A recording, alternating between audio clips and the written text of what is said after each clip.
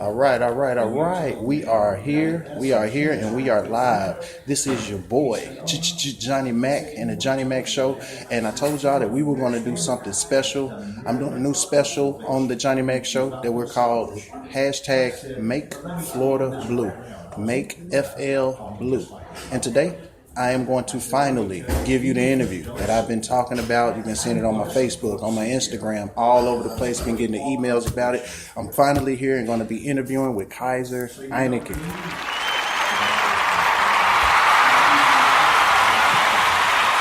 All right, and let the show begin. Let's go. Enneki. Honey. Yes, dear. Could you please pass me the Grey Poupon? Is it that time again? Yes, it's time for the Johnny Mac Show.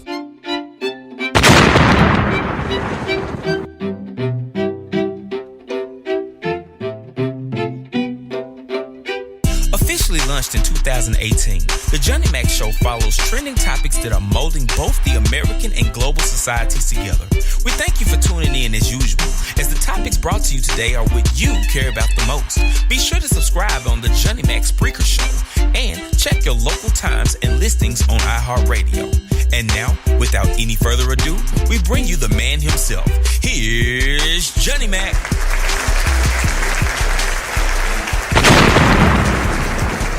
Hello. What it do? It is your boy, Johnny Mac. And again, I'm here with Kayser, Enneking. And we're going to get down to business. We're doing a special. We're doing the podcast. This podcast is about making Florida blue. I'm going to do a series where I'm going to be talking to different candidates on the Democratic ticket and, trying to do what we can do to get the state of Florida right and get everything set. We're down here at the Democrat headquarters. We're live on Facebook as well. We're on the yes, man. Yep, we're on the Facebook. So if you are on Facebook, you can go to Johnny Mac. You can go to Facebook and go to my Facebook page, which is Johnny Mac, JONNIE MACK, JONNIE MACK. The show is also being sponsored, of course, by Kickdoor, where you get money in the latest fashion. That's KICDOR. Matter of fact, speaking of Kickdoor, Kickdoor right now, we're running a special with Kickdoor. Kickdoor, in celebration of the second season of the Johnny Mac Show, if you go to johnnymac.com, that's JONNIEMACK, you can get a Kickdoor camo hat with a $10 discount. Now, the hat is normally $30. You'll get a $10 discount if you get it off the johnnymac.com website, and that'll be just $20. Also, we got some hats that's going to have the hashtag Make Florida Blue sign. We got t-shirts that's going to have the Democrat donkey on them. On top of the hashtag Make Florida Blue shirts, we got hats coming. Also, all of that provided by our sponsor, Kickdoor. So the show is sponsored by Kickdoor.com, KICDOR. And I am here with Miss Kayser. How are you doing today, Dr. Kayser? Ooh, I am just happy to be here, Johnny Mac. This is going to be fun. It's going to be fun. Yes, ma'am. I told my kids I was doing this, and they're like, Mom, do you know what a podcast is? I'm like, yeah, of course I do. Yeah. Okay. All right. So let's start off. Let's do this. Let's just talk about you a little bit. Tell me a little bit about yourself now. From what I know, I'm going to tell you what I know, and then you just kind of fill in the blanks. I know that you're a mother. Yep. Mother of, you got 2 children. 2 kids, Olivia and Andrew. They're all grown up, and they tell me what to do now. That's usually how it goes. Yeah, that's usually how it goes. Also, I know that we are. You've got roots in politics. I want you to tell me a little bit about that in a second, and just kind of tell us about who is Kayser Enneking and what you're running for, and how important it is for people to vote. Let me just let you kind of get the floor a little bit. Wow, well, that's kind of a big ticket. I could be here all day. Hey, that's what we want. I grew up in Gainesville. I was kind of the tomboy of the crowd. I've got 4 older sisters and 2 brothers, so there were a lot of kids at my house. It was 7 of y'all, right? Oh yeah, you had to eat fast or you didn't get anything to eat. So I learned to be pretty competitive early on. Right. I was a swimmer. I was a coach. I was a lifeguard, and I did that in all the pools and rivers and lakes around here for a long time. You need to go get that? Yeah, I'm listening to you. Right. Yeah. So I was kind of a Florida outdoor girl, and I didn't ever anticipate doing any of this, but it was kind of early on that I started teaching people and started taking care of people and watching out for people. Being a lifeguard, that's really what you're doing. It's all about watching out and making sure people are safe. And you're putting your own, because instead of you getting in the water and swimming, especially in Florida where it is scorching hot, oh yeah, always has been. Instead of getting in the water, you decide to watch out for other people while they enjoy pretty much time in the water, because if something goes wrong, you'd have to stop and go right to. Yeah, and I had to do that a couple of times, and it's scary when you have to do that. But I learned, kind of at an early age, the calmer I stayed, the calmer everybody else was around me.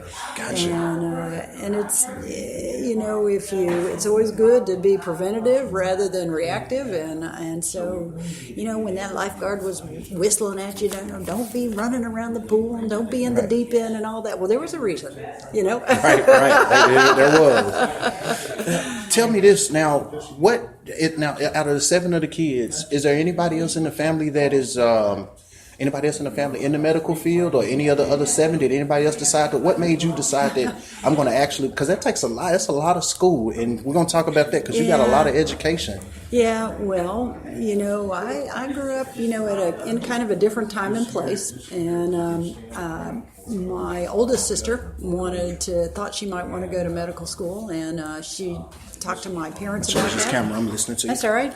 And my pop said, well, if you want to go to medical school, you're a girl, you need to go to nursing school. Right. And was not supportive of her doing that at all. Because at that point in time, he just didn't think that was the right thing for girls to be doing. Well, let me tell you, that sister is about 10 years older than I am. By the time it came to me, he was like, oh, I think medical school is a good idea. Yeah. So he came around. Okay. But even back when I went to medical school, gosh, I was, for 2 years, I was the only girl in my residency class. Right. There weren't that many women in my medical school class, so I was kind of used to being, treated just like one of the boys, and had to really sort of make sure that my gender didn't get in the way of anything, I never let it, and I never did. So tell me about. I see that you're a major in biology at Vanderbilt. Shouts out to Tennessee, by the way. Yeah. Shouts out to Tennessee. You were a major in biology at Vanderbilt, and then you came home. To finish education at the University of Florida. Yeah. And there is where you met and married your husband. Now, I don't want to get beat up by your husband. Is that? Wait a minute. There's a really good story behind that. Yeah, tell me about that. Yeah, so my husband is also from Gainesville. And it's Mark, and I don't want to mess up the last Scarborough. name. Say it. Scarborough. Okay, there we go. Yeah. Scarborough, okay. Our families were friends. Okay. And when we'd go to a party and my mom would say, oh, there's some of those nice Scarborough boys, we'd be like, I don't think so. But he's pretty cute. He's been my boyfriend for about 34 years now. And y'all were two doctors. Y'all was in school together, medical school together. He was a year ahead of me, but we went through a lot of stuff together. We went through our at school together, through our training together, and then 2 kids, 2 dogs, right. 2 careers. We were real busy, but we've been incredibly lucky. Were y'all married? Did y'all get married while you were completing med school? I think it was saying. Yeah. Okay. So, y'all had to help each other with homework and everything else. Oh yeah, I'm telling you. But it's a great thing for a marriage to be a partnership, and in every sense of the word, my marriage is a partnership. Matter of fact, my husband was part of the. When I first started thinking about doing this political thing. I got really, I'm kind of getting off the subject here a No, little it's bit, okay. but Take your time. I got motivated about politics really for the first time ever when we were having that big argument about the Affordable Care Affordable Care Act, Obamacare. Yeah. I had been working on it. I knew that worked. And I found myself yelling at the TV at these people who knew nothing about taking care of patients, and they were trying to tear it down. All to the deep end, right? And I couldn't believe it. And then we had the Trump phenomenon, and he started spewing all that horrible stuff about Muslims and Mexicans and women. And I looked at my husband, my sweet boyfriend, and said, "Ain't nothing but the devil." He didn't believe in the America I believe in. I'm going to run for public office. And he looked at me and he said, "You'd be really good at it." And that was the end of the discussion. I'm not sure either of us really knew what I was getting into, but right. Now that leads me into my next question. Now, like you said, because I seen in your background that your father, you got roots in politics because your father was on the school board in Alachua County. Alachua County is the Gainesville area and surrounding areas in Gainesville. Now, your father was a big part of. Now, this is something that on some research I did. Your father was a big part of integrating Alachua County schools. Yeah. Tell me about that and what effect that has on you. Do with right now. You know the climate of, especially we know. So on this show we don't call his name because it's like saying the boogeyman. So we just say 45. That's the safer. I call him name. Spanky. Spanky. Okay, there we go. Ain't nothing but the devil. All right, so Spanky, with Spanky in there, as you know, it's been one of the most diverse times as ever. So I think this is something very important for people to know that you are rooted with a father that instilled this in you. So it's not that hate that the stuff that we are seeing that a lot of us are fighting against. Tell me a little bit about that and what that effect that had on you and what that's doing with you going to, with your campaign now and So my parents were from the Midwest. Okay. And in 1954, they moved from Chicago to Jackson, Mississippi. Oh, Jackson, Mississippi. Yeah. And From Chicago? From Chicago, yep. And my pop was a doctor. He was an orthopedic surgeon. And he saw the difference in care that people got based on their skin color when he got to Mississippi. And he was not happy. Not having it. Not happy and not having it. Right. As a matter of fact, he didn't really care what the color of your skin was. Right. And he made sure that they knew that, and he changed some things. So when he moved to Gainesville in 1960, we were busy. I was just a baby when we moved to Gainesville, but he had 6 kids, soon to have 7. He was a very busy doctor. But he knew if we didn't keep moving forward with race relationships, that the world was not going to be the place it needed to be. And so he decided to run for the school board when it became apparent that the courts were going to make Alachua County finally integrate. He wanted to make sure it was done peacefully and make sure it was done in a way that was respectful for both the black kids and the white kids. And make sure that everybody really did get that kind of equal education. I was in about 5th grade then. And I will tell you, we had meetings at our house almost every night. My mom was kind of the woman who, everybody was family, and so those kids and people in now. Yeah, she got 7 kids. She's like the neighborhood mom. Exactly. My great grandmother was like that. Like everybody can come there, everybody eat. No matter if you was in the neighborhood, you fix a plate. That was just the house to be in. Okay. And so he helped with really making sure that was done in a very, and it was a difficult time. The black community really wanted to see integration happen, and they really pushed for it, and they wanted to make sure that their kids got what they needed, and yet they also weren't sure that they wanted to give up their great school that they had in Lincoln High School. And so it was really a complicated problem to figure out. It was accomplished, and I think that he was. My father had an incredibly distinguished career as a physician, but at the end of the day, when he was looking back on his life, the work that he thought was the most important work in his life was that work he did on the school board. Wow. Yeah. Because and that is important because that's where the brains are. That's where the future is at. So he's technically building the future, and you grew up in a house with that. Yeah, and it was all about education and helping other people at our house, and having fun too. Let me be clear. He had a lot of fun. We had a lot of fun. Of course, all those kids. Yeah. Okay. And my father never saw a body of water that he didn't see a fish in that he wanted. There you go. So that's why he moved to Florida. That's right. Yeah. So I spent my whole childhood growing up, on the water, which is maybe what led me into all that lifeguarding. Okay. But as I think about this race today, and when I was thinking about Spanky and all of this stuff back in 2016, I wanted to make sure that at the end of the day I'd be able to look back on my life and say, well, I tried to do something to make a difference. There we go. Because we need that in America today. We got to have it. We need that in America today. You're exactly right. Now let's move into another deep part of this. Which is going to be a kind of deep part here, and this is going to kind of go for a minute. With you being a doctor.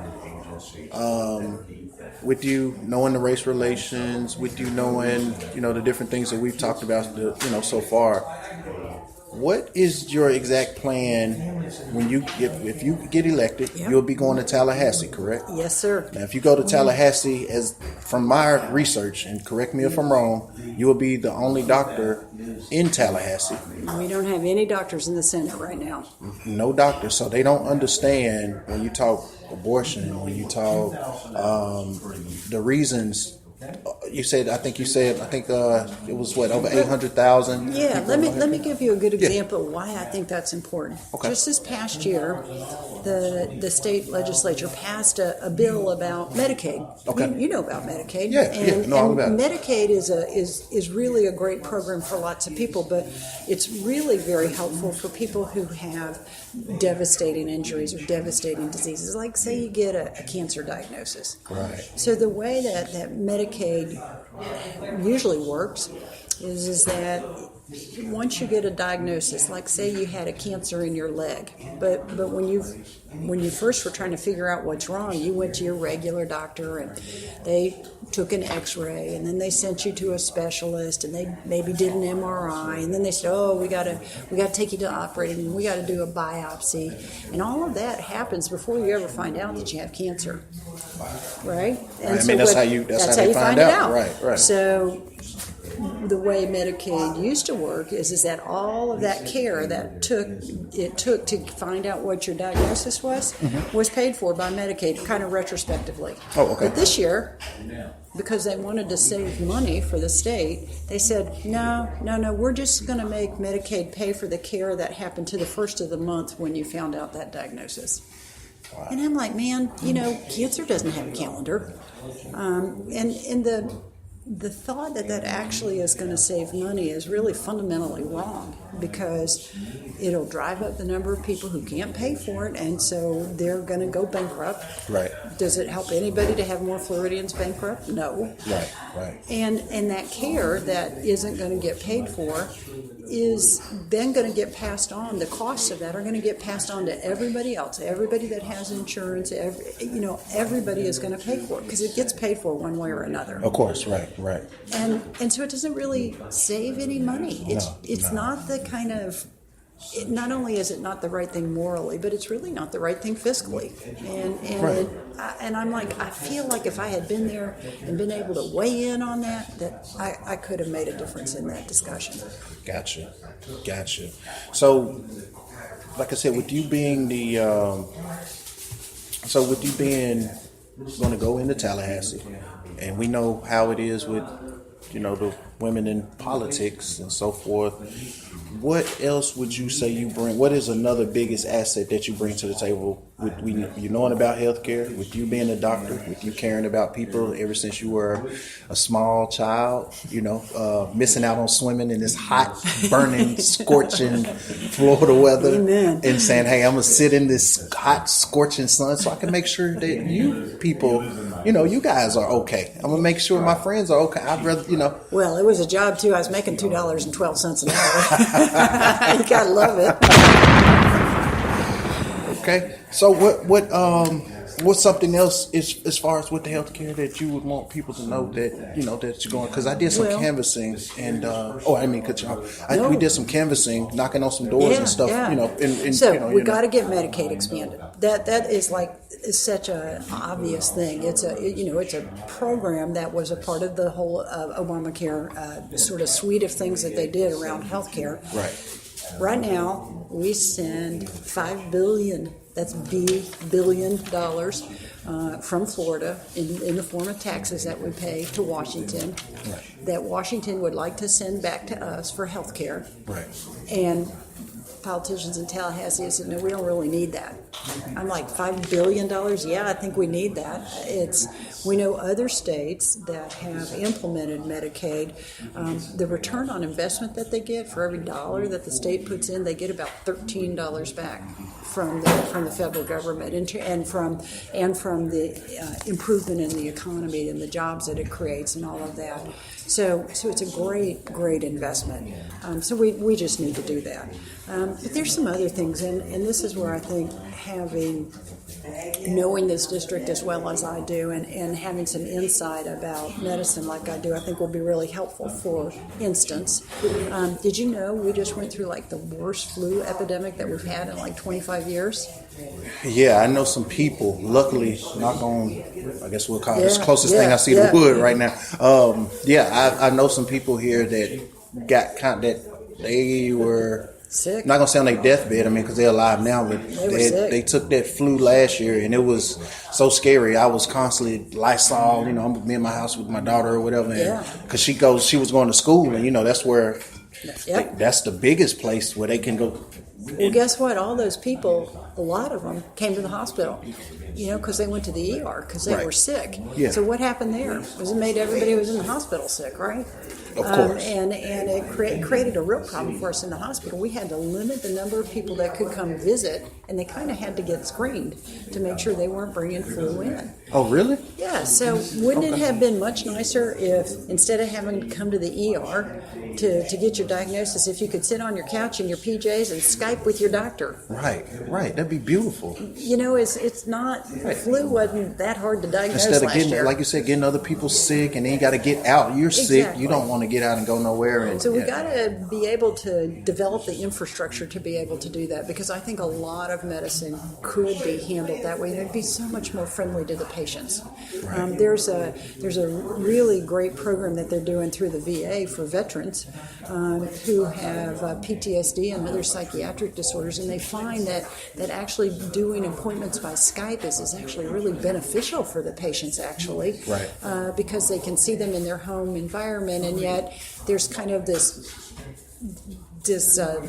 screen there that makes it so it's a little bit less bearing your soul to somebody that you're sitting in front of, and so people are more open with the doctors that they're seeing, and there's no stigma attached to doing a Skype interview, and so I just think that there's a lot that we could do around that. Now, of course, it means everybody's got to have good internet, right?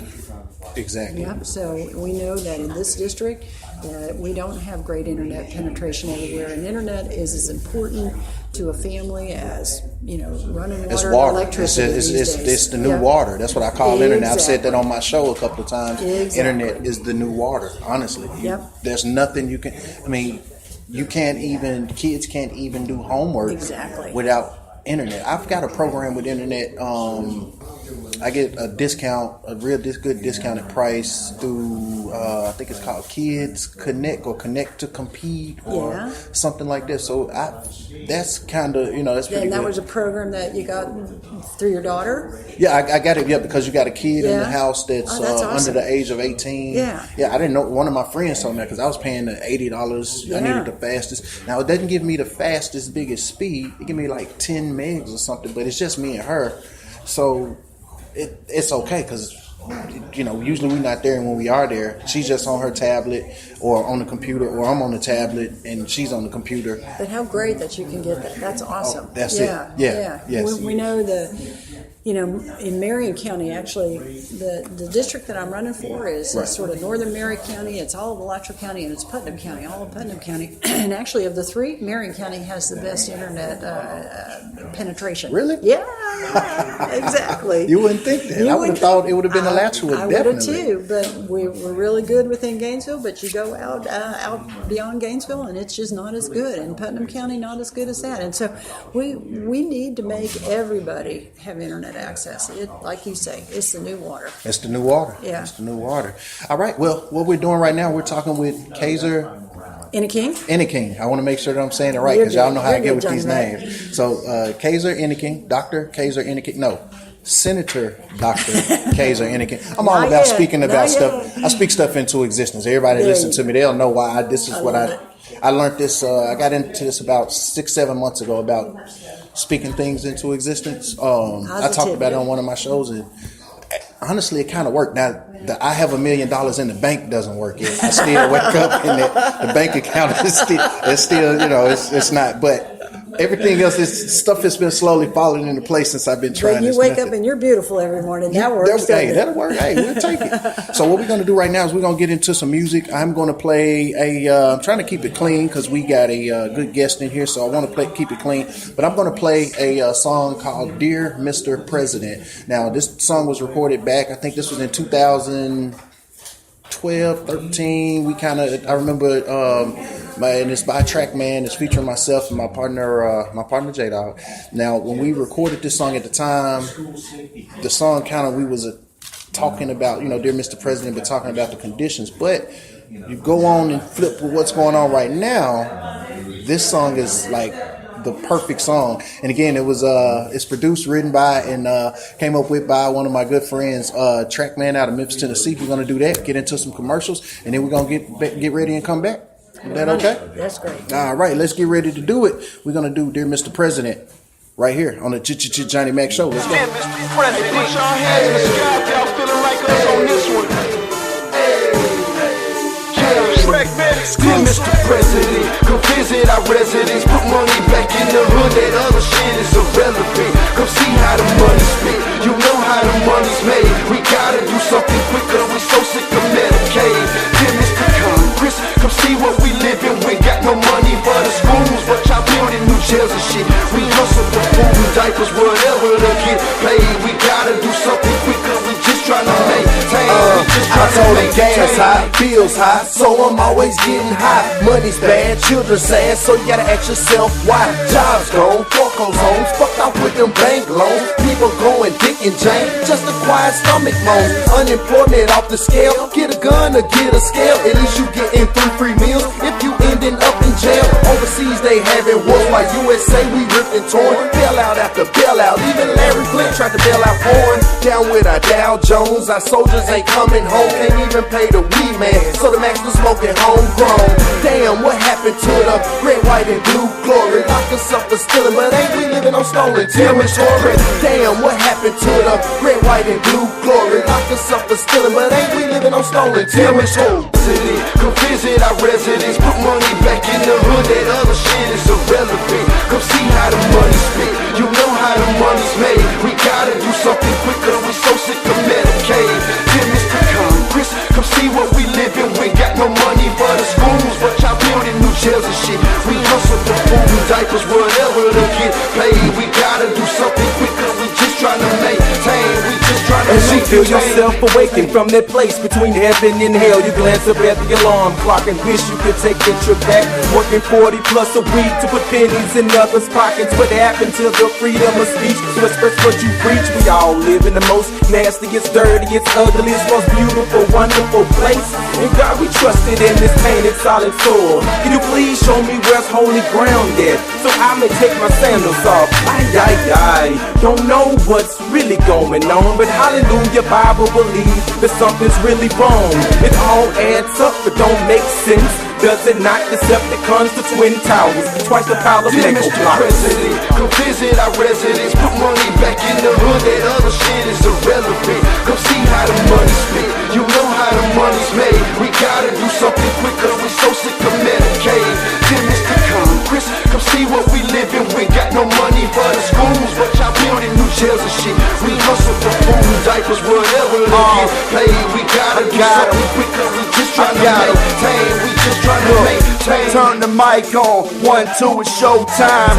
I don't own a Jacob watch, but look, it's my time. It's Independence Day, no Roman candle. Kobe Bryant game night, look, I got it handled. Hood jumping, ain't nobody got a trampoline. The hood jumping, everybody I know talk with triple beams. The hood bumping, cause your boy didn't jump back on the scene. But that just mean them alphabet boys is after me. Fingers to critics, they don't respect what we be doing. I bet the kids say a rapper's they biggest influence. So many issues, so little time, let's get to it. Follow me, trust that he can walk you all through it. Break my pen out, I gotta write my congressman. Cats in my hood and shoot, not word with the Taliban. While you looking across the scope, where Bin Laden at? I'm looking out my blinds trying to see where the law's at. Holla. Come visit our residents. Put money back in the hood. That other shit is irrelevant. Come see how the money's spent. You know how the money's made. We gotta do something quick, cause we so sick of Medicaid. Dear Mr. Congress, come see what we live in. We got no money for the schools, but y'all building new jails and shit. We hustle for food and diapers, whatever to get paid. We gotta do something quick, cause we just trying to maintain. We just trying to maintain.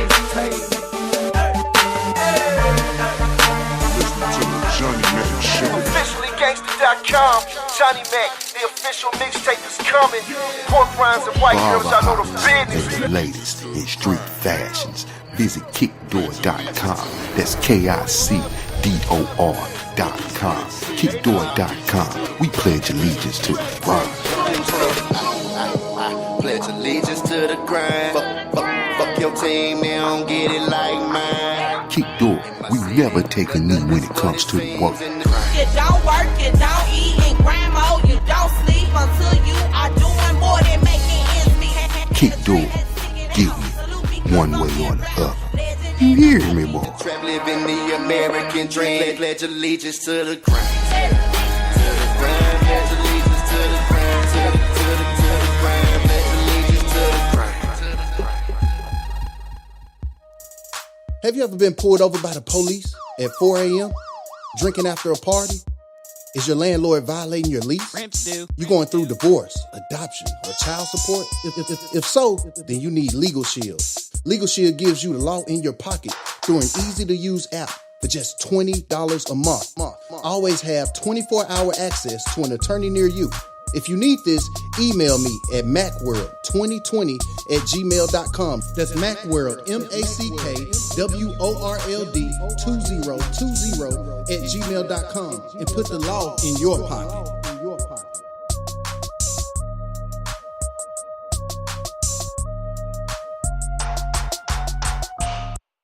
For all your custom printing needs, be sure to visit LesureCustomPrintings.com. That's LESURE, CustomPrinting.com.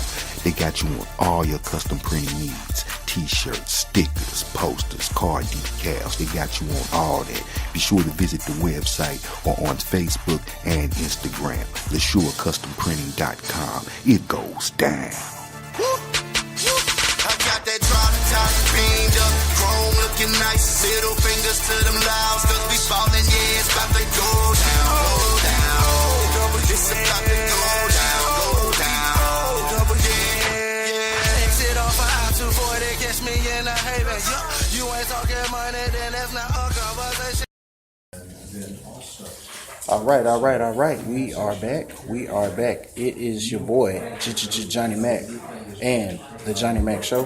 And I am sitting here with Miss Kayser. Enneking. Because I told y'all know how I get with speaking these names and voices. And just speaking with Kayser. And, we've learned from so far that Kayser, she grew up in a big household. Kayser's always looked out for other people beside herself all her life.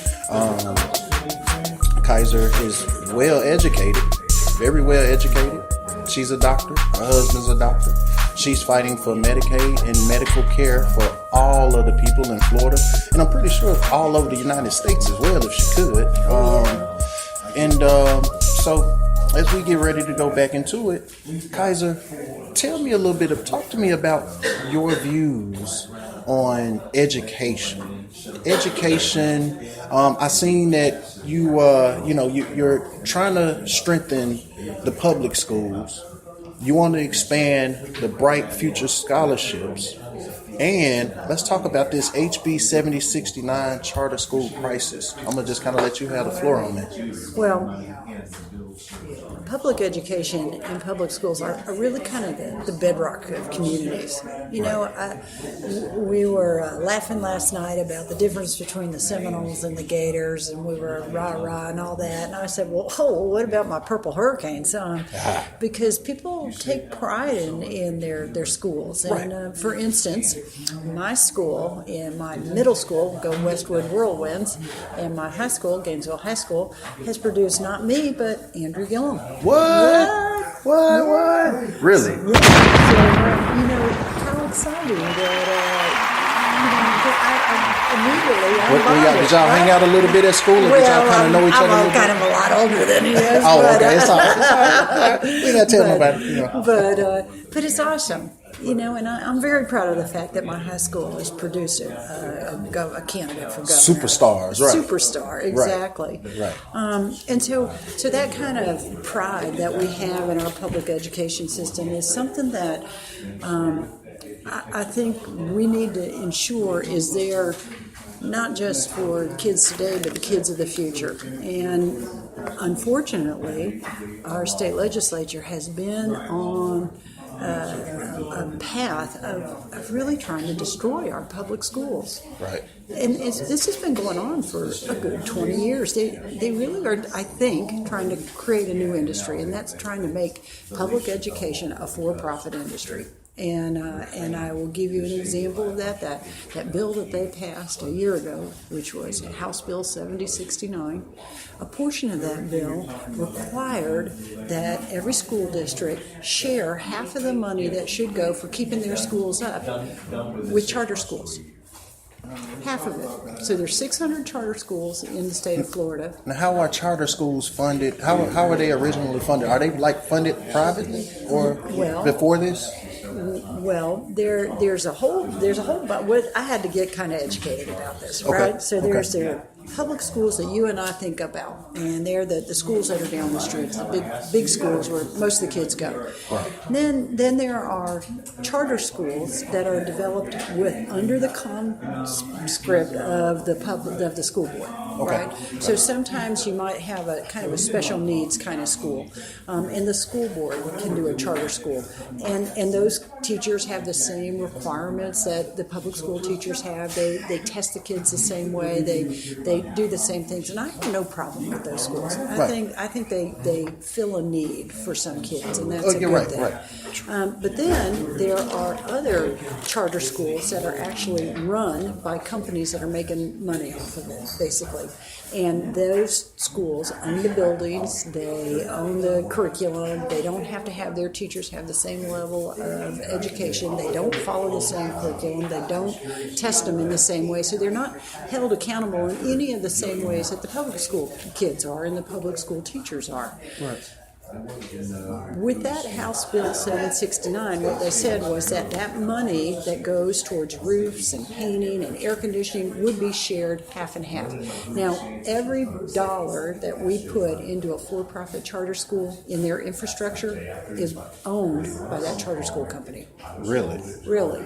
So my tax dollars are being invested in that company. Now, if that company happened to go out of business next week and they sold that building, they get to keep the profits from the improvements that were made with my tax Instead of it dollars. going to the public schools Exactly. that we know are going to be there, because Yeah, it's really it's a tricky subject to talk about because there are a lot of different parts of it that you really got to understand. And so one of the things that the legislature did was they created these scholarships of hope, where businesses, instead of paying taxes that went into the general revenue that could be distributed to everybody in Florida, were allowed to put a scholarship in a private school and then that tax money just goes right there. Over 90% of that's going to small religious schools. Right. I don't have any problem with religious schools. I just don't think my tax dollars should be funded it. Oh, of course, yeah. Because we need our public schools to be strong. Because I'm like, it's more kids in the public schools than it is the private schools. So just because parents couldn't afford to get them into them schools or whatever the case may be, it's almost like they're suffering. Not only that, but at those private schools, they don't follow the same accountability rules. Right. So money goes in there, and we have no idea how it's spent. So we've got a huge accountability out of our public schools, and it really is something that we need to make that investment there. We know that during the recession, that the amount of property taxes that could be charged got capped by the legislature, and that might have made sense for a year or two during the depths of the recession, but they've never gone back up. And so Marion, Alachua, Putnam, all the school districts in the whole state of Florida have lost hundreds of millions of dollars in infrastructure dollars. So I know in Marion County, y'all just passed a bill about putting more monies in school. We've got 2 bills in Alachua County this cycle, one about infrastructure, one about wraparound services. Okay. So the legislature is taking some of the responsibility and leaving that to the voters in the individual counties, and that creates really uneven school districts. And that's not what we're trying to do. That's what we want. We are trying to make education available for everybody so that every child that walks through a door has the ability to improve their life by having a great education. Just like I got when I was a kid, and I got a great education. You did good with it. Yeah, Right. Got you.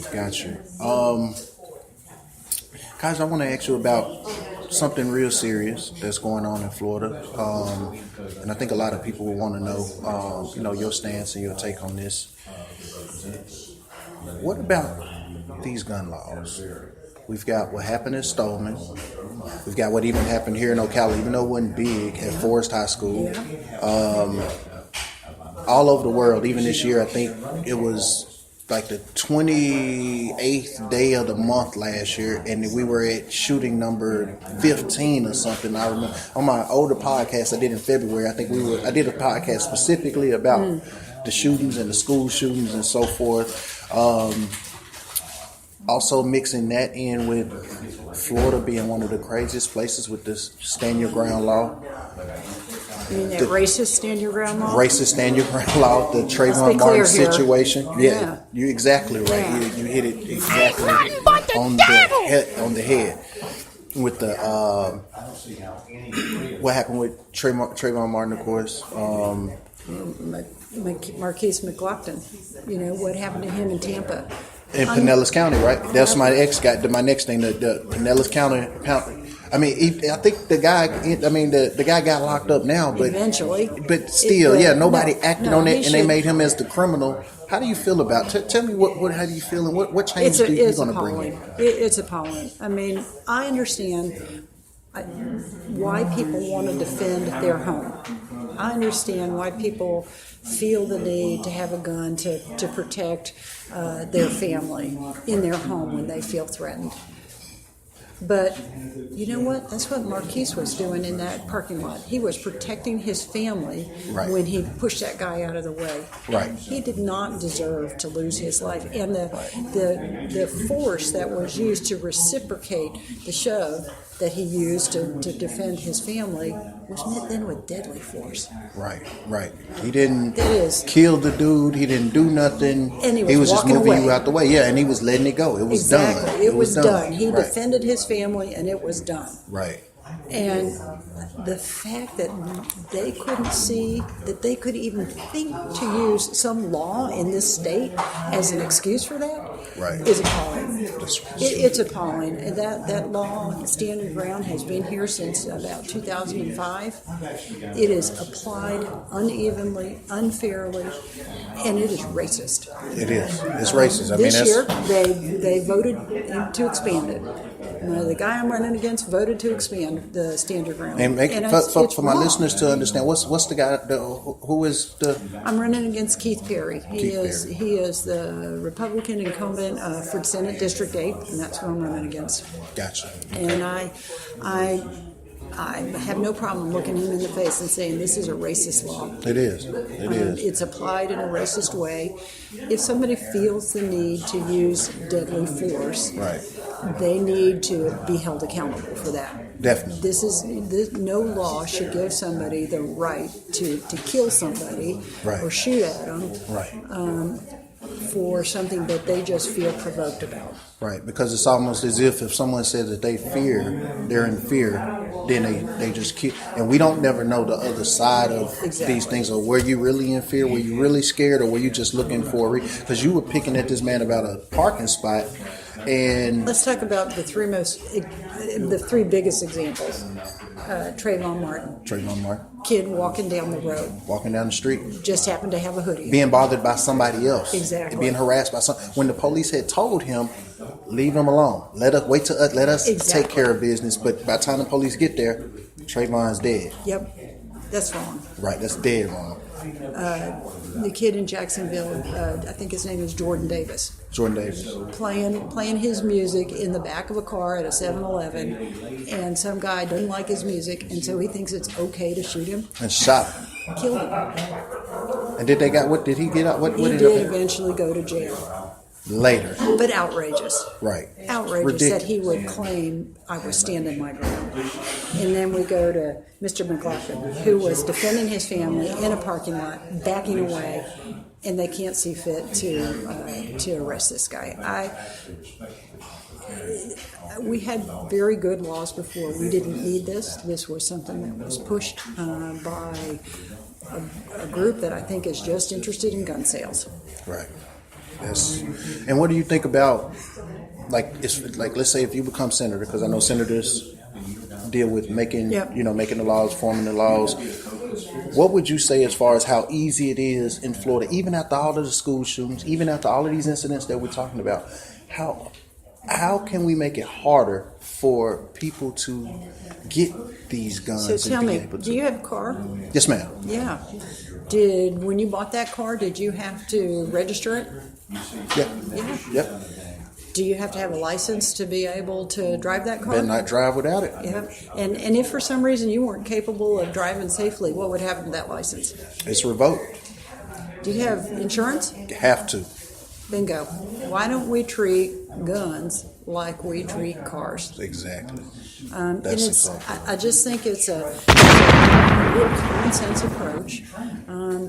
We talk about making sure that there aren't any loopholes when people can buy these. Well, one of the ways you do is you say with every sale from this date forward, whether it's a private sale, whether it's a sale at a gun show, whether it's a sale at the local department store, you have to have the gun registered and you have to do a background check.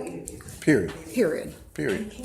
Now, we may not ever get all the guns in America registered. Of course. And I'm the first to admit that. If you've inherited your great-grandfather's Guns and so shotgun that forth, right. you hunted with, I understand that. But we could get the vast majority of them if we just said that every gun sale, whether it's person to person, whether it's done on the internet, whether it's done from a dealer, has to have a background check and it has to be registered. I don't think that the government's planning on taking your gun away, are they? Or taking your car away, are they? No. So why would you think that they wanted to take? And that's what I was just going to ask you if you could clear up, because that's what now from the street level, that's what most people hear and most people talk about. Everybody say, "Oh, the liberals or the Democrats, they're trying to take the guns. You're not going to have guns, this and this and that." Clear it up to let people know that you're not trying to take the gun. Now, we are trying to take guns that don't make sense. There's no reason for an average Joe to have a gun, AR-15 that can kill, that can kill 30 people in 30 seconds. There's no reason for him to have that, but something to protect this family. Like me, I'm handicapped. I had my stroke and so forth. You see, I walk with a cane and so forth. So I have to be protected. If something tried to happen, I'm a single dad. If something ever went on, God bless, and hopefully it never does, I would have to protect myself. So of course I won't, but you're not going to see me trying to go be Rambo and, whatever. I'm just trying to. So one of the things I think we really need to talk about is gun safety. Okay. Right? I'm going to talk to you about that. Right. When I take care of patients, some of the saddest things that I've had to do have been when somebody has come in and either there has been an accident in the home, some child has picked up a gun that's loaded and shoots another child, or somebody who has mental illness has committed suicide with a gun they have in the household.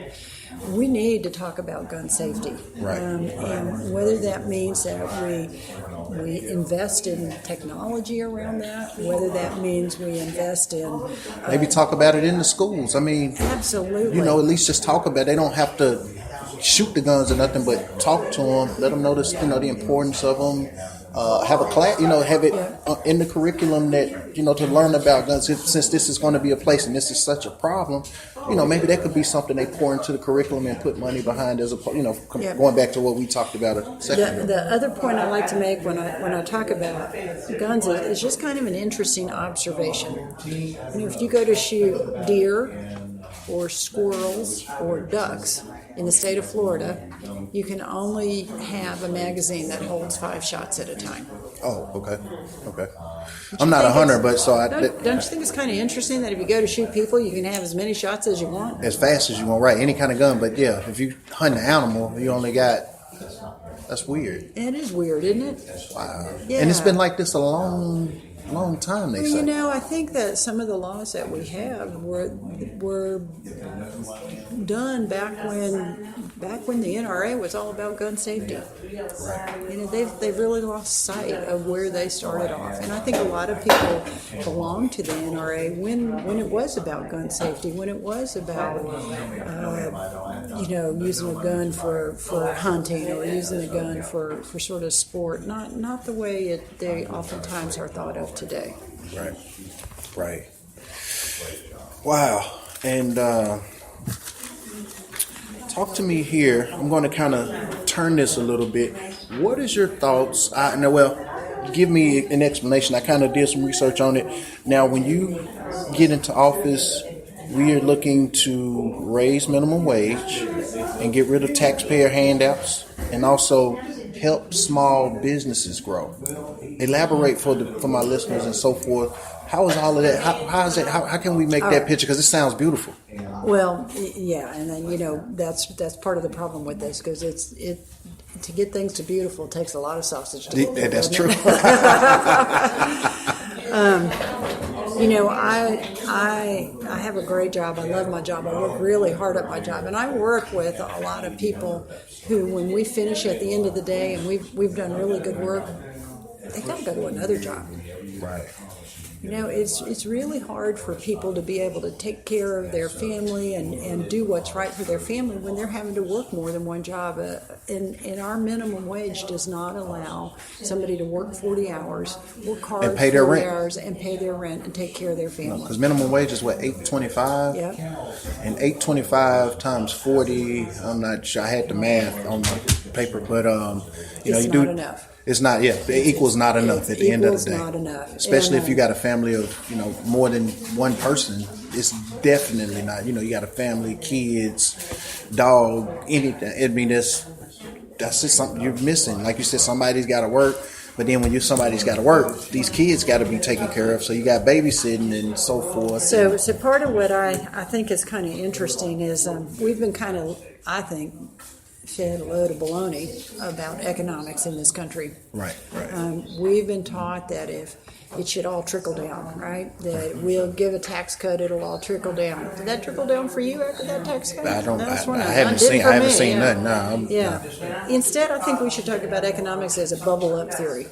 Right. So if we had a minimum wage where people who worked a job actually had some money left over to actually go and buy an extra pair of shoes for their kids, or maybe do something special to a ball game or something, exactly. Or whatever. That's how you stimulate the economy. Right. So I think it's important that we understand that quality of life that comes from having a job, a good job that allows you to take care of your family. Man, it would change the outlook of this country if we did that. Definitely. Glenn Graham used to say that Rick Scott talked about jobs. What he meant by that was you needed 3 jobs to be able to make enough money. Jobs, exactly. So the jobs that we have seen that have been created in the state of Florida during this past administration have really, for the most part, been low-paying jobs and not enough to help the economy in Florida. So I want to make sure that we invest more in small businesses, in startups, in new technologies, and we really get people developing and on the creative edge. There is no reason why Florida shouldn't have this vibrant economy and be the place on the East Coast for startups. No reason whatsoever. Right. We have a great state. We've got amazing human capital here. People want to move to Florida. Everybody does. Everybody I'm a Florida immigrant. There you go. I'm a Florida immigrant. I've been here 12 years. I think 12. I came in 2006 to Pensacola. You've just been migrating south since then. I've been to Pensacola, Destin, Panama City Beach, Gainesville, and then finally to Marion County. Yeah. And you're going to end up in Key West by the end of this. Weird thing about it is as a kid, my dad was a big football fan. I'm a basketball head, but he was a big football fan. So when I used to watch him, football, he was a Cowboys fan. And back then I didn't know. I just always wanted to have something to compete with my dad or whatever. So I picked the Miami Dolphins just because I loved their colors and I was a fan of Ace Ventura. Yep. So the Miami Dolphins. Weird thing is my telephone number, just because I want to pick a random phone number, I have a Miami telephone number. My daughter plays for a cheerleader for a team here. It's the Dolphins. That's her color. This is destiny. You know what I mean, right? Yeah, it's like one of my best moments back when I told you I was doing music or whatever with me and my best friends. We had we ended up going to the Source Awards. Guess where? Miami. You know what I mean? But that's them the only few times I've been there. But it's like it's stuck on. It's so. Well, it is a pretty cool place, and you're a pretty cool guy. So I can see how that would meld. Thank you. All right, let's talk about this here too, real quick. Tell me about the as far as you being a doctor. Yeah. What is your views and how bad is red tide? Great question. So there's kind of 2 bad ecological things that are happening right now. One is the red tide, which is mostly on the southwest coast, and then the other is all that blue-green toxic algae. Right, because people in Tallahassee, they don't understand how bad this is. So we really want you to hit this one on the head. So the interesting thing is that red tide was sort of a natural phenomenon. And I mean, I remember when I was a kid, we might have a red tide for sort of 2 weeks of the year. And what exactly is a red tide again? Red tide is caused by a bacteria that occurs naturally in the water, but as it gets fed by nutrients, it grows more, and it grows more in a warm climate. So as our Gulf and it's our warm oceans here, it's more than warm. Have warmed, it has allowed this red tide to be fed and explode. And it has exploded, and rather than maybe 2 weeks of a red tide, we've now had it for 10 months down in South Florida. And it's been 10 months? 10 months, and this summer, it got so bad because the water got warm and because of the continued nutrients that come from fertilizers and septic tanks and runoff from our cities. So we had a program in Florida where they were going to have all the septic tanks inspected, so that you could see which ones were working properly and which ones weren't.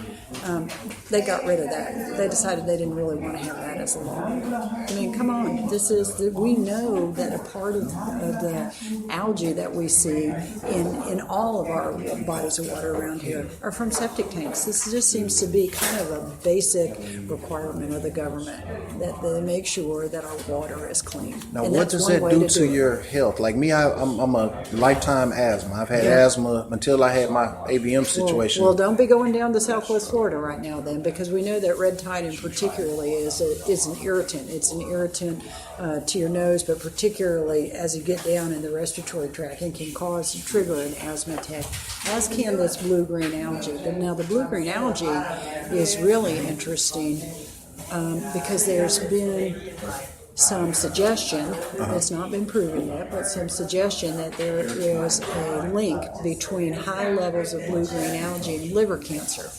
There's one study that's been done that shows a real cluster. Just from swimming in it, or actually drinking it a little bit? Probably from being exposed to it. Right. But there's also some work, and again, it's not been definitively proven, but that blue-green algae works as a neurotoxin. You know how important the nervous system is. You know I know about it, yeah. So it's been linked to things like an increase in ALS, Lou Gehrig's disease. Really? Yeah. Now, the evidence for it is sort of they can produce it in a test tube. They can see sort of a causation from it, but proof isn't definitive yet. Having said that, I don't want to wait the 20 years to come up with the evidence to show, oh yeah, this really does, because it's bad enough as it is right now. We know it makes it unpleasant for people, it makes the water unslivable, and I tell you what, it kills tourism. This state lives on tourism. This is the reason why I think that they've been able to run Florida the way it's always been. You know how it's been ran these last couple of years, or whatever, or not even couple. Forever. Forever, because the tourism coming, so they just like, well, we don't have to worry about blah blah. We can do everything the old way, which is going to lead into. I'm pretty sure you know where I'm going with this. With the solar panels. Yep. So it's going to be a responsibility of all of us to figure out how to reverse our carbon footprint everywhere. Because I'm so tired of paying $250 a month for a light bill, and I just got a 2-bedroom loft. It's just me and my daughter, and usually I'm gone in the day working or doing whatever I'm doing. She's at school, and then we're activities afterwards. So energy bills are high, and as we switch over from a carbon-based economy to a green energy economy, there's going to be a lot of fluctuations in this market. There is, and I think it is the responsibility of the government to figure out how we can make this switch from a carbon-based energy market to a green one. And it shouldn't hurt the consumer in the meanwhile. But we've got to do this. All you have to do is see the record heat we've had for the last week here in Florida. We're destined to have the warmest September on record. It's so hot, and oh my! Did you know I was just putting my equipment in here. Hurricane Florence was considered a once-in-a-thousand-year event. Really? As was Hurricane Maria, as was Hurricane Irma, as was Hurricane Harvey. Like, this is a lot. This 1,000 years that's coming quick. It's coming quick. 1,000 years coming every year, it seems like, huh? And it's not something to laugh over, but it's something that we got to recognize. It's serious. It is here. It is now. Right. And we do not have the luxury to go, we're going to fix that 10 years from now. This is a big problem. Right. And it's going to take big solutions to figure out. And just kicking the can down the road, saying, I'm going to let somebody else figure this out in 5 years, is not good enough. No, definitely not. Definitely not. Let me ask you this too, and I'm kind of backtracking a little bit, but I wanted to get your take on this. Is that like moonwalking? Huh? Is that like moonwalking back? Yeah, moonwalking a little bit. Moonwalking back a little bit to the Florida gun laws, and I had to get your take on this. Now, that man, 45... Ain't nothing but the devil! Spanky? Right. Talking about the guns and, talking about the guns and gun laws, he suggested that we arm the teachers. Actually, that came out of the Florida legislature. Oh, really? Yeah. That came from Florida? Okay. I remember he said it at a press conference or whatever. I did a show about, arming teachers and so forth. You're right. Yeah. And after the very tragic shooting that we had in Parkland, Right. when he weighed in was saying that was a good idea. But that Guardian program was implemented by the Florida state legislature. I don't know the right answer to this. I think different communities might come up with different solutions. So Right. I don't know if the answer for this is the same in Broward County as it is in Marion County, as in Alachua County, as in Putnam County. I think having school resource officers that can serve, who are trained, that can do this, is probably the way to go. Because they're trained and this is what they do. I don't think I want a teacher having the responsibility because she's not trained for this. She may do something in training, they may train her and she may do it then. But when you're in the heat of the moment and she hasn't done this isn't what she's built for. She's built to teach kids. Then she's put on the line. How safe is that, or are we causing more casualties? Well, and I think, I think particularly for our black and brown kids. Right, exactly. I think this has a real potential for disaster. I think for a first responder going into a school to try and figure out where the problem is may be problematic. And these are, sort of potentially theoretical risks, but they are real enough risks. I think we really need to leave the firearms in the hands of people trained to do that. Right. Now, are there other ways that we can come around this? I don't know, and I do think we need, as legislatures, to make sure that we are not sitting in an isolated place in Tallahassee and telling everybody how to do this. I do think that different school districts might have different approaches to this, and what works for their community. And I think it's very important that we respect those differences. Of course. Okay, well, what we're going to do is we're going to take another break, and we're going to play, we got a song that's kind of dealing with what we're talking about with gun violence and, like I said, about black and brown kids. This song here is called Legalize Being Black. It's by my friend, Dat Boy A. We're going to get into that song. We're going to take a break, and then we're going to kind of come back, and we're going to kind of wrap it up with Kayser. And I want to make sure, we're going to make sure it's very important to go out and vote on November the 6th. Just like Obama always said, everybody asks us what you can do, how you can do, how can I do? Vote. You can get on Instagram, Twitter, cuss people out at the stores because you see a bumper sticker or whatever. That's not going to get the problem done. The biggest thing that we need to do is to go and vote. So we're going to get back with Kayser. We're going to play Legalize Being Black, get into a couple of commercials, and then we're going to come back and going to close this out. And here we go. Legalize Being Black on the Johnny Mac Show. Here we go.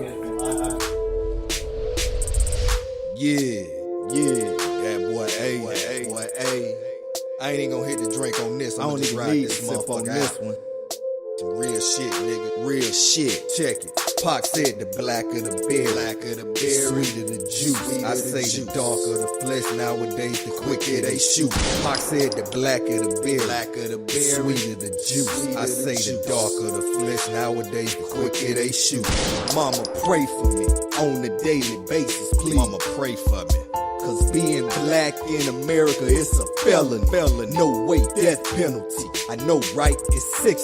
The color of my skin got these motherfuckers fearing me. Pulling out quickly, letting out fish. Lay a nigga down, then go open gifts up under like nothing happened. Just like the Grinch, but you stole more than way more than that. Supposed to protect and serve, but I don't feel like y'all protecting. Nah, matter of fact, y'all neglecting. Then won't respect for call us thugs if we bust back. What you expect from us when y'all is the hecklers, overly aggressive ones. Try to hide the hate, but you can't hide it's evident. Don't matter if you hella rich. It don't even matter. Dirt poor, they still see you as a nigga. Go and check out LeBron's front door. And I think most of y'all is cool deep down, I wanna believe, but until y'all think of us the same way, it's fuck the police. Fuck y'all. I say that like a man while my 10 toes I'm standing on. Cause Trayvon Martin's on my dome when my son ain't home. Plus my 2 girls believe they all I got in this world. It's just crazy how easy it is for you to take a life out this world. And speaking of life, number one excuse is that you was in fear for yours, but no way possible. They on the ground and on top of them is you and your boys. And now Black Lives Matter getting hit with a label of domestic terrorists. But I recall that wasn't no brother popping out that window out in Vegas. I recall that wasn't no brother ran up in that church down in Texas buying ARs and riot gear. And they just look the opposite direction and don't even question their mental state of what they going through at the time. Meanwhile, they want us exterminated like we the biggest threat to mankind. But one big threat to our kind, that black on crime. And we gotta stop it ourselves, cause that's what they want. That's why they don't try to help. And this was confirmed to me by just a few words from y'all Commander-in-Chief, promoting police brutality when putting niggas in the back seat. Plus you a SOB, all cause you took a knee. Equality and accountability, my nigga, that's what it means. Should be pushing for love and peace, but you about to start World War III. That's why I pray I awaken, this'll all be a bad dream. Black of the berry, the sweeter the juice. I say the darker the flesh, nowadays the quicker they shoot. Pac said the blacker the berry, the sweeter the juice. I say the darker the flesh, nowadays the quicker they shoot. Pac said the blacker the berry, the sweeter the juice. I say the darker the flesh, nowadays the quicker they shoot. Pac said the blacker the berry, the sweeter the juice. I say the darker the flesh, nowadays the quicker they shoot. For all the hottest and the latest in street fashions, visit kickdoor.com. That's KICDOR.com. Kickdoor.com. We pledge allegiance to the grind. Pledge allegiance to the grind. Fuck your team, they don't get it like mine. Kickdoor, we never take a knee when it comes to the work. You don't work, you don't eat, and grandma, you don't sleep until you are doing more than making ends meet. Kickdoor, get me one way or the other. You hear me, boy? Trap living the American dream. Pledge allegiance to the grind. Pledge allegiance to the grind. To the grind. Pledge allegiance to the grind. Have you ever been pulled over by the police at 4 a.m. drinking after a party? Is your landlord violating your lease? You going through divorce, adoption, or child support? If so, then you need Legal Shield. Legal Shield gives you the law in your pocket through an easy-to-use app for just $20 a month. Always have 24-hour access to an attorney near you. If you need this, email me at macworld2020@gmail.com. That's Macworld, MACKWORLD2020@gmail.com, and put the law in your pocket.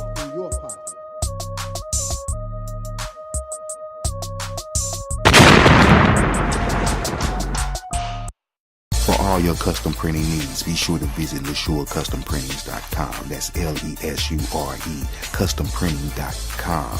They got you on all your custom printing needs. T-shirts, stickers, posters, card decals. They got you on all that. Be sure to visit the website or on Facebook and Instagram. LeSureCustomPrinting.com. It goes down. That drop top cleaned up, chrome looking nice. Middle fingers to them louds, cause we ballin', yeah, it's about to go down, go down. It's about to go down, yeah. Exit off of I-240, catch me in the Haven, yeah. You ain't talking money, then that's not a conversation. You're listening to the Johnny Mac Show. Yes, sir. Yes, sir. Yes, sir. We are back with Miss Kayser, Enneking. I got it right that time? You did. There baby. we go. You got it. We got it right.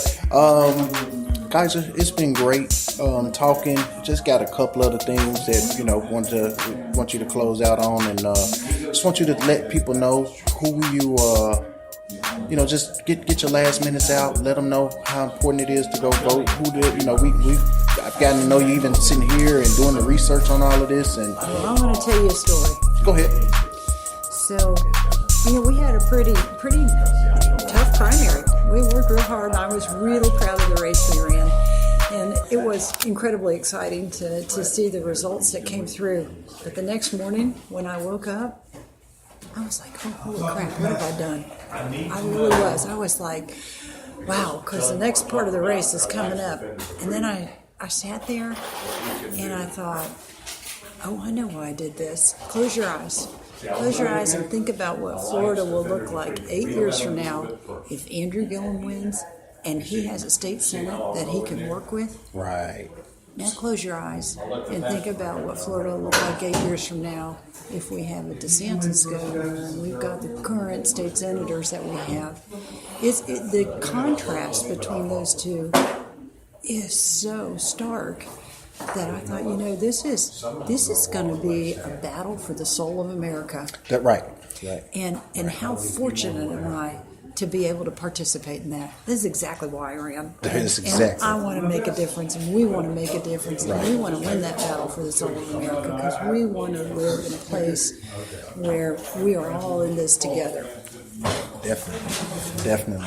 Now, so we got to vote. Yeah, we got to go vote. And you go vote November the 6th. Now, if you're voting and you're in, now I'm in the Marion County area, but if you're voting, the ballot should look like, now these are just recommendations. I can't make you go whichever way. You vote whoever you decide to. I don't want nobody accusing, saying, oh, your podcast is on. But I'm Democratic, and this is what we're looking at. U.S. Senate, let's go Bill Nelson. Congressional District 2, Bob Ratcliffe. Congressional District 3 is going to be Yvonne Hayes Henson. Congressional District 11, Dana Cottrell. Governor, Andrew Gillum. Attorney General, Sean Shaw. Chief Financial Officer, Jeremy Ream. Commissioner of Agriculture, Nikki Fry. State Senate 8, Kayser Enneki. And let's see, State Senate 12, Gary McKinney. State House 22, Bernard Parker. Let's see here, State House 23, Carl Griffin. State House 33, let's see, make sure I said it right, Orrin L. Miller. And then School Board District 3, Eric Cummins. He rocks. And then Kelly King for School Board District 5. So that is what you're doing. Early voting is going to take place October 25th all the way to November the 3rd. That's going to be 10 a.m. to 6 p.m. If you want to vote by mail, you can request your ballot, call the election center, and you can call area code 352-620-3290. That's if you're in the Marion County area. Now, of course, my show reaches all over in different places. So wherever you at, Google, you got all kind of resources. Google and find out what you got to do to be a part of this Democratic ticket. But definitely here in Florida, this is what we need to do to make the right decisions. Kayser, last thing before we close out, tell me a little bit about, we were just talking a little bit off the break. Give me your thoughts on the amendments. There's 13 constitutional amendments on this year's Florida's ballot, and I'm pretty sure, like everybody else, kind of been scratching, we've been scratching our head trying to make sure that we make the right choices for everything. What's your thought on that? And then close out and tell me everywhere people to go get stuff, your next appearances, and anything else. And well, let's talk about those amendments. To me, the single most important amendment on this is Amendment 4, and that's the one that talks about restoring felons' voting rights. Voting rights are important, but particularly for felons who have been stripped of everything. They've now served their sentence. They now want to be part of our society. They need their civil rights restored, not just so that they can vote, but so they can get jobs, so they can, so really be a part of society. This is tremendously important. That is one of the few, I believe there are 2 on the ballot that were actually citizens' initiatives. The other one, I believe, was around gambling. Okay. Think about those. Those are the ones that required a huge number of Floridians to be in favor of them to even get them on the ballot.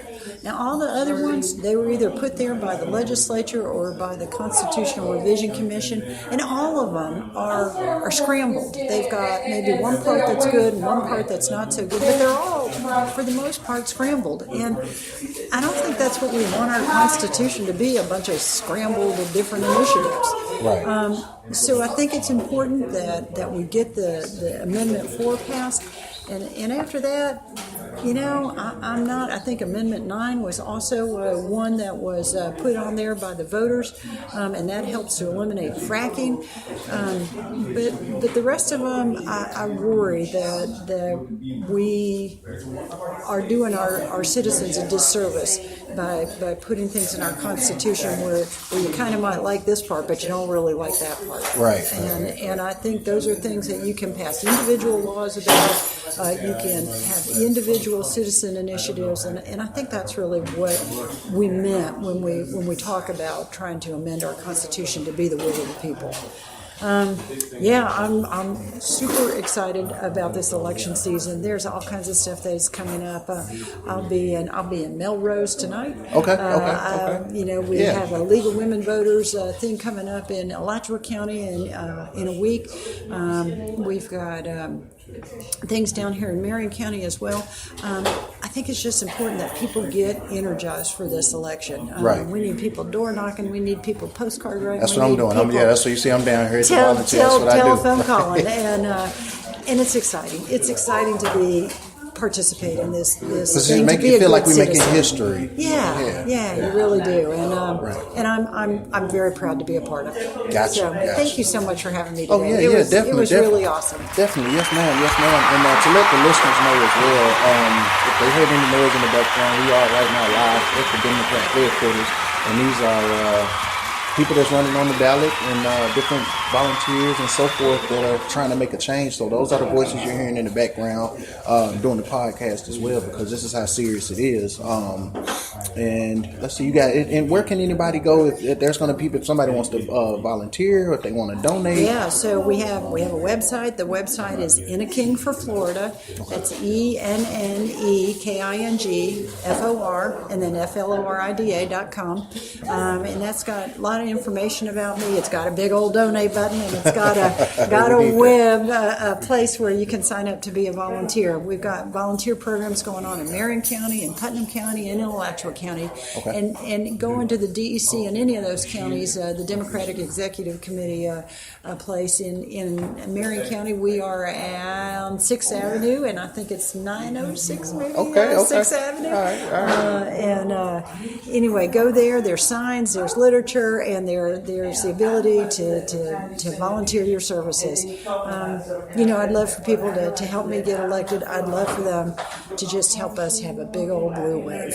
That's all we want to do. We want to, we want to show America what Florida is all about. Hey, we're trying to make Florida blue and bring it home. Kayser, it's been awesome to do this. I thank you so much for this. Hey, back at you. Hey, it was great. Yes, ma'am. No problem. So, hey, everybody, I'm going to close it out. I think I'm going to run back, dear Mr. President, one last time for it, and we're going to close this all out. And anybody, got any questions or anything, of course, you can always go. You should be able to see some of it. I think my phone cut out a little bit, but I'm going to put the video that we got. I'm going to check the sound on it and see about the editing. And we're going to end up getting that video up on my website. But you can also hear this podcast on my website, even if after it's done. If you missed it, you can go back. Or if you want to hear some more points or tips, go back. You can go to JohnnyMac.com. That's JONNIEMACK.com. Or you got Spotify, iHeartRadio, Spreaker, Apple Music. It's pretty much it. iHeartRadio, and these are the places that we are and that we're live right now. So you can go check this out at any time. And I will be pushing this, sharing this, putting this on my Facebook, on my Instagram, sharing it on Twitter, everywhere else I can go, and we're gonna get the job done. Yeah. All right. Yeah. No problem. Well, I definitely thank you so much, and we're gonna close it off. And like I said, I'm gonna bring it back with the track man featuring Dogface Johnny Mac on the Dear Mr. President. And that's it. Johnny Mac, and I'm out. Dear Mr. President, put your hands in the sky if y'all feeling like us on this one. Dear Mr. President, come visit our residents. Put money back in the hood, that other shit is irrelevant. Come see how the money's spent, you know how the money's made. We gotta do something quick, cause we so sick of Medicaid. Dear Mr. Congress, come see what we living with. Got no money for the schools, but y'all building new jails and shit. We hustle for food and diapers, whatever to get paid. We gotta do something quick, cause we just trying to maintain. I told them gas high, bills high, so I'm always getting high. Money's bad, children sad, so you gotta ask yourself why. Jobs gone, foreclosed homes, fucked off with them bank loans. People going Dick and Jane, just a quiet stomach moans. Unemployment off the scale, get a gun or get a scale. At least you getting 3 free meals if you ending up in jail. Overseas they having wars, while USA we ripped and torn. Bailout after bailout, even Larry Flint tried to bail out foreign. Down with our Dow Jones, our soldiers ain't coming home. Can't even pay the weed man, so the max was smoking homegrown. Damn, what happened to the red, white, and blue glory? Locked us up for stealing, but ain't we living on stolen territory? Damn, what happened to the red, white, and blue glory? Locked us up for stealing, but ain't we living on stolen territory? Come visit our residence, put money back in the hood. That other shit is irrelevant. Come see how the money's spent. You know how the money's made. We gotta do something quicker. We so sick of Medicaid. Dear Mr. Congress, come see what we living. We got no money for the schools, but y'all building new jails and shit. We hustle for food and diapers, whatever to get paid. We gotta do something quicker. We just trying to maintain. We just trying to As you feel yourself awaken from that place between heaven and hell, you glance up at the alarm clock and wish you could take that trip back. Working 40 plus a week to put pennies in others' pockets. What happened to the freedom of speech to express what you preach? We all live in the most nastiest, dirtiest, ugliest, most beautiful, wonderful place. And God, we trusted in this painted solid soil. Can you please show me where's holy ground at, so I may take my sandals off? I don't know what's really going on, but hallelujah, Bible believes that something's really wrong. It all adds up, but don't make sense. Does it not? Decepticons to Twin Towers, twice the power of Dear Lego Mr. blocks. President, come visit our residence, put money back in the hood. That other shit is irrelevant. Come see how the money's spent. You know how the money's made. We gotta do something quicker. We so sick of Medicaid. Dear Mr. Congress, come see what we living. We got no money for the schools, but y'all building new jails and shit.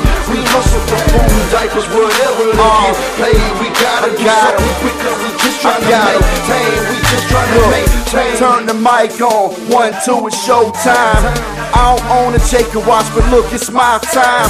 It's Independence Day, no Roman candle. Kobe Bryant game night, look, I got it handled. Hood jumping, ain't nobody got a trampoline. The hood jumping, everybody I know talk with triple beams. The hood bumping, cause your boy didn't jump back on the scene. But that just mean them alphabet boys is after me.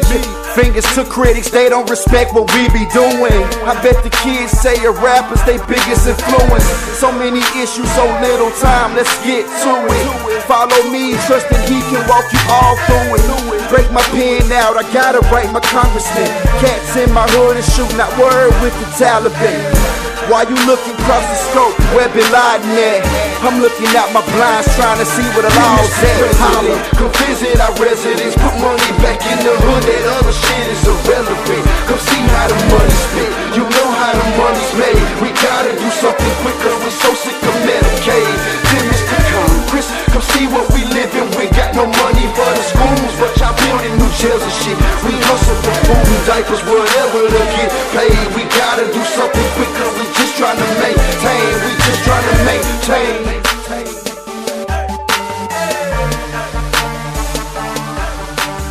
Officiallygangster.com, Johnny Mac, the official mixtape is coming. Pork rinds and white girls, y'all